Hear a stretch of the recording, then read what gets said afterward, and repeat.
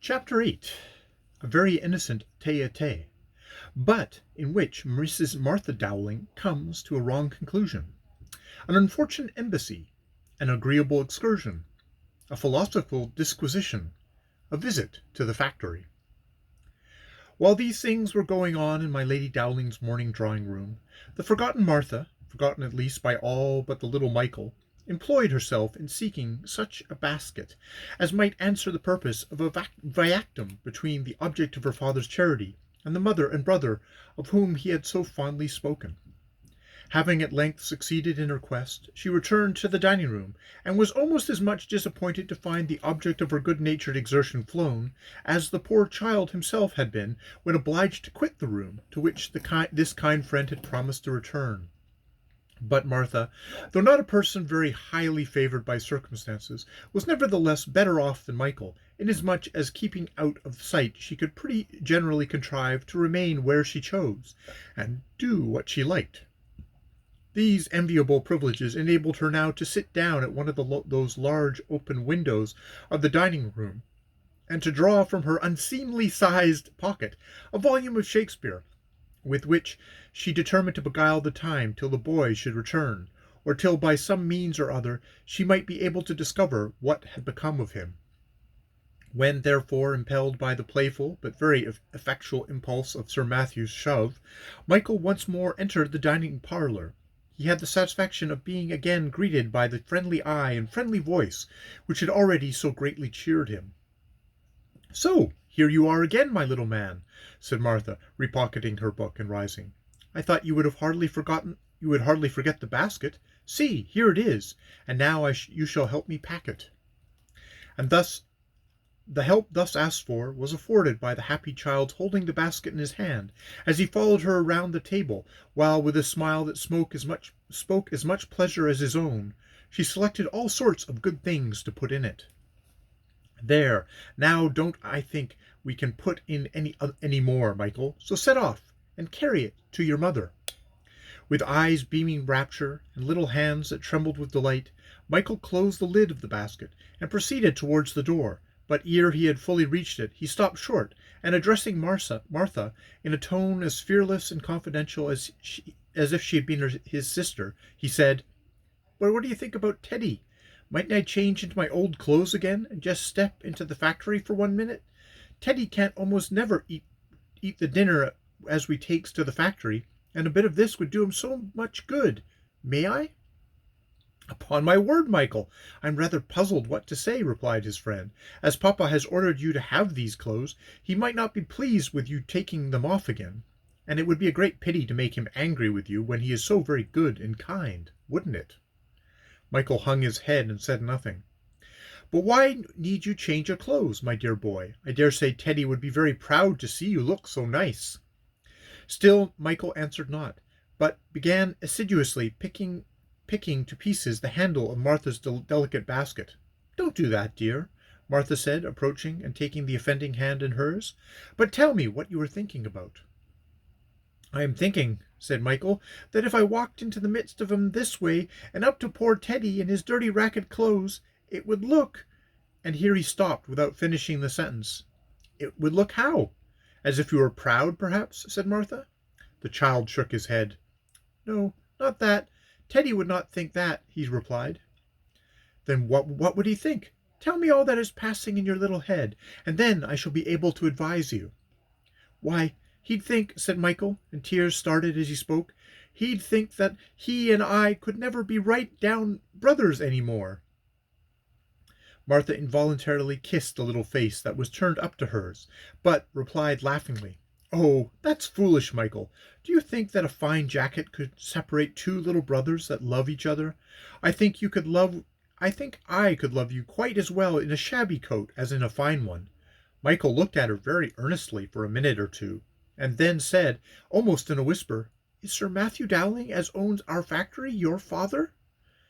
"Yes, Mchl," replied Martha, colouring from some painful feeling which the expression of the boy's speaking features had given rise to.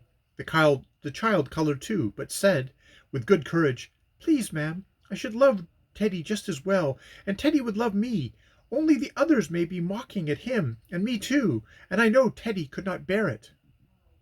"Then they would not be as good children as I think they are. But tell me, Michael, something about the mill. Papa has never let us see it yet, but I believe it is only because Mamma thinks it is a dirty place. Is it very dirty, Michael?" "Yes, please, ma'am." "And what makes it so, my dear? The cotton that goes in looks white as snow. I never can get anybody to tell me anything about a mill, but I think it must be very curious. And I want to know, Michael, what good such little creatures as you can do there, as I have heard Papa say that he pays a vast quantity of money to quite little children, and that's the reason, he says, that the factories are such a blessing to the country. You get wages, don't you, my little fellow?" "Yes, ma'am, I get 2 shillings a week, and Teddy 8 pence, 'cause he's weaker." "That is not much, to be sure, but it's better than nothing, isn't it?" "Yes, ma'am. I Do the children in general like it?" "Like what, ma'am?" "Like working in the factory, my dear, and getting money for their poor parents." The children likes to have wages," replied Michael. "But perhaps they do not like any work for them, Michael?" Martha said, laughing. "That's what Papa says, but that's not right, my dear, for little boys and girls always be at play, you know. Don't you think, Michael, that it is proper for poor people's children to do something to help themselves if they can?" "Yes, ma'am," said Michael, but in so low a tone that it was much as Martha could do to hear it, and so melancholy a look accompanied the words, that she could not help thinking that there was a great deal of truth in what she had constantly heard repeated by most of her father's friends and neighbors, as well as himself, namely, that the factory children were a race of very idle, ungrateful little creatures, spoilt by the high wages and indulgence that they received, and quite unconscious of the inestimable advantages they possessed over all other children in British dominions. But, nevertheless, though this disagreeable conviction pressed very painfully upon her, Martha could not help feeling very kindly disposed towards little Michael, and upon his presently saying, "Shall I go to my mother and Teddy, if you please, ma'am?" she almost forgot all the naughtiness she attributed to him and his fraternity, and only remembering the disadvantage that any disobedience to her father's wishes might bring upon him, said, "Wait one moment, Michael, and I will find Papa, and ask him if you may change your dress in order to visit your brother in the factory." So saying, she left the room, and having ascertained that the visitors were gone, ventured to seek her father in the drawing-room, where she found him deep in consultation with Dr. Crockley, his 2 eldest daughters, and his son, as to the possibility of converting the schoolroom into a theatre, all being of opinion that the great drawing-room must be reserved for the ball, and the dining-room for the supper, which it was agreed on all sides must follow the representation. "May I speak to you, Papa?" said Martha, timidly, on perceiving that the whole party were exceedingly earnest upon some theme or other. "Oh, goodness, Martha! You didn't come to plague us now!" exclaimed Arabella. "It is very odd, but Martha always does come in the way of everything," said Harriet. "I wish you were married or buried, child," cried the lively Augustus, "for you would make a monstrous bad hand at playing the young lady of fashion. Upon my life, you grow fatter every day. Doesn't she, doctor? I wish you would dose her a little." "That, little Martha, is an opaque, and I will not deny," replied Dr. Crockley, familiarly coming behind her and measuring the expanse of her waist with his 2 hands. "May I speak to you, Papa?" repeated the patient Martha, quietly retreating from the jocose hands of Dr. Crockley, but apparently quite insensible to all the other attacks. "What do you want to say, Martha?" demanded Sir Matthew. Thus much encouraged, she drew near and whispered to him, "The little boy that you have taken in, Papa, wants to know if he may put on his old clothes again and go speak to his brother in the factory." "Do you hear this, doctor?" exclaimed Sir Matthew. "The boy wants to go back to the factory again. Isn't that an answer to all the trash that people have been trying to get up about their being overworked? It's just like 'em. That's the very model of a factory child. Do what you will, you can never content 'em." "The chap wants to go back to the factory?" said Dr. Crockley, addressing himself to Martha with an accent that indicated surprise. "That's curious enough, anyhow." "No, sir, I do not believe he wants to do any more than speak to his brother, who is at work there. He wants to take him something that was left at luncheon." "Papa, and to show off his good living to the factory?" That's it, I suspect, Doctor. One can understand that. And what do you say to it? I should have no objection, I think. What's your opinion? Only I don't see the fun of his going in his old rags. If he went as you saw him just now, it would make some fun, wouldn't it? Capital, by Jove, replied the doctor. How quick you are, Sir Matthew. You seize everything in a moment. What you say to our going along with him? Mightn't we catch a hint or two as to how things were going on? If I'm quick, Crockley, upon my soul, you are not slow, replied the knight. You've got your horse here, of course? The doctor nodded assent.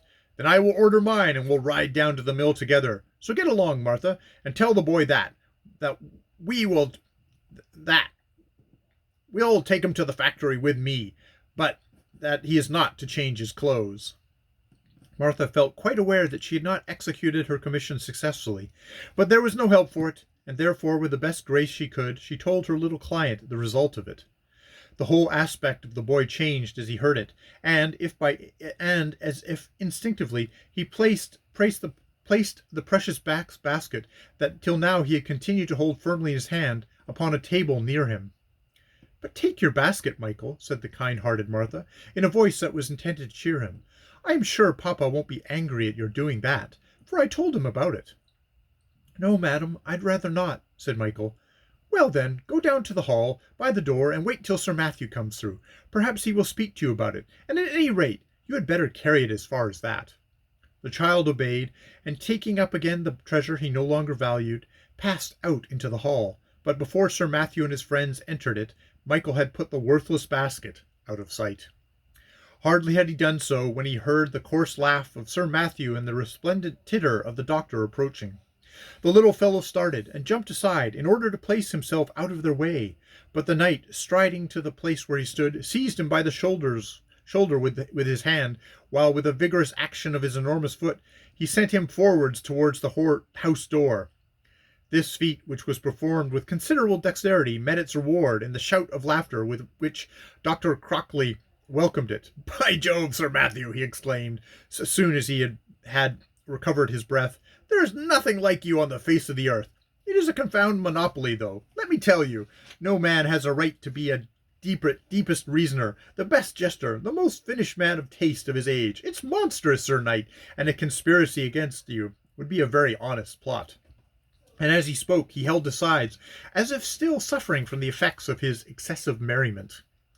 A servant who followed the fatuous pair now opened the door, and on the broad esplanade of the gravel before it, a couple of grooms were holding the gentlemen's horses. As soon as they were seated in their saddles, with a mounted attendant behind them, the great manufacturer turned round his head to seek the object of his charity. Michael stood doubting and trembling on the lowest step of the portico, while a faint hope fluttered at his heart that the grand gentleman would ride away and forget him. But it was quickly chased by the voice of Sir Matthew, who, bringing his horse's head so close upon the child as if to touch him, while he seemed almost to shrink into the pillar by which he stood to escape it, said in a voice the jeering tone of which again almost convulsed Dr. Crockley with laughter, "Pray, young gentleman, may you happen to know the way to Brookford Factory?" The boy looked out upon the wide-spreading park, and though, despite the carefully chosen position of the mansion, many towering, grim-looking chimneys cones were seen to rise amidst their own lurid smoke in the distance, for in that direction lay the town of Ashley, he could catch no glimpse of the hated walls that for years past had formed his daily prison-house. He, therefore, answered, but not very audibly, "No, sir, if you please." "Speak up, my hero," vociferated Sir Matthew, advancing upon him. "Yes or no?" "No," replied the boy distinctly. "Then be pleased to have the kindness to do me the favor of following my horse, and I will have the honor of showing you the way." So saying, Sir Matthew gave a merry look of intelligence to his friend, and they set off together at a brisk trot. Michael, for a piecer, the children whose duty it is to walk backwards and forwards before the reels on which the cotton, silk, or worsted is wound, for the purposes of joining the threads when they break, are called piecers or piceners, was a tall child for his age, and though his limbs were wretchedly thin and attenuated, they had sufficient elasticity to enable him for some time to keep at no great distance, though at a constant increase one, from the two gentlemen, but by degrees his breath and strength failed, and perforce his speed relaxed into a panting, shuffling walk. Sir Matthew, who from time to time turned round a laughing face to look at him, now reined up his horse and awaited his approach, upon which Mchl redoubled his efforts, and in a few minutes stood beside his benefactor. "Step on, young gentleman! Step a little quicker, if you please, or perhaps I may find a way of mend your pace. I'm not very fond of such lazy company." And, suiting his actions to his words, he gave the quivering child several sharp cuts across the shoulder with his riding-whip. "He trots out in style now, doesn't he, Doctor?" said Sir Matthew gaily, making his well-bitted horse cross and recross the road in such a manner that, at each manoeuvre, the goaded child fancied himself already trampled beneath his feet. "Don't you think I should make a good dancing master, Crockley?" "Capital! By Jove, egad, the youngster's learned some vastly pretty steps already. By the way, Sir Matthew," continued the philosophical physician, "when one watches that pale-faced young scamp making such active caprioles for no reason on the earth, but because he hears your pretty gentle Jeanette snuffling at his shoulder, when one watches that, as it is impossible not to see that nothing in God's world but sheer wilful laziness makes those obstinate little brutes at the factory pretend to totter and stumble and faint, and the devil knows what, when all their work is to walk backwards and forwards as leisurely as if they were parading for pleasure. Nothing shall ever make me believe but that all the grunting and grumbling we hear about overworked children proceeds from a regular conspiracy among the worst of the parents, and, upon my soul, if you yield to it, you'll soon have to look after the wheels yourself." "Get on with ye! To the lodge there, you lazy cur," said the knight, addressing his panting protege, and wait till we come up." Then, reining up his horse, Sir Matthew drew close to his highly valued and intellectual companion, and falling into a gentle footpace, continued the scientific discussion with deep interest and a wonderful clearness of perception. "It's quite curious to me, Crockley," he said, "to observe how common sense and observation will often make a man of tolerable ability hit upon the very same facts, and come exactly to the very same conclusion as the man of science who has passed his whole life in study. What you have mentioned now is precisely what has occurred to me over and over again 1,000 times, I am sure, at the very least, since I have been working Brookford factory. For just watch, my dear Crockley, any little village vagabond that you may chance to see as you ride about the country, just watch him at play, and tell me where you'd find a grown man that can keep moving as he does." "Nowhere, Sir Matthew, nowhere upon the face of the earth, and it stands to reason, in spite of all that confound cantors can say to the contrary, that nature made them so on purpose. Why, what's steam? Let me answer that. Is it steam man's making? Isn't it sent by Providence? What's for, I should like to know? Isn't it for the good of mankind? And how is it good to be had if the nimbleness of children is not brought to bear upon it? And it is neither more nor less than a most shocking impiety, Sir Matthew, and, upon my soul, if I were you, I would build a meeting-house of my own, and hire a preacher too, at a pretty good salary, and preach against it. But no Church of England parson, remember, because, if they don't preach doctrine you like, you would have no power to turn 'em out." "You're right, Crockley. That's a devilishly good idea. I'll turn it over in my head, and I shall like to hear some more of your notions about it. By the way, Crockley, you must not think of going home to dinner today. We'll have a cool bottle of claret and talk the matter comfortably over. And there's another thing, too, I want to speak to you about. There's a devilish deal of talk about the health of the factory brats, and I have a notion of appointing a regular medical practitioner upon my establishment, who might always be ready, if called upon, to answer any questions that might be asked.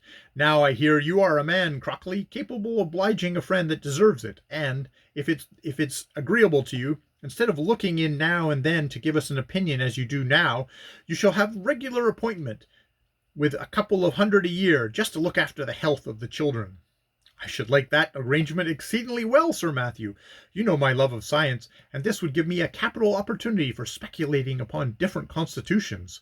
Egad, Sir Matthew, I should like to write a book upon the subject. I think a monstrous deal of good might be done that way." "No doubt about it, Crockley. A clever fellow like you may throw an amazing deal of light upon a subject that's really becoming exceedingly important, especially when one recollects that the national wealth and prosperity depends upon it altogether.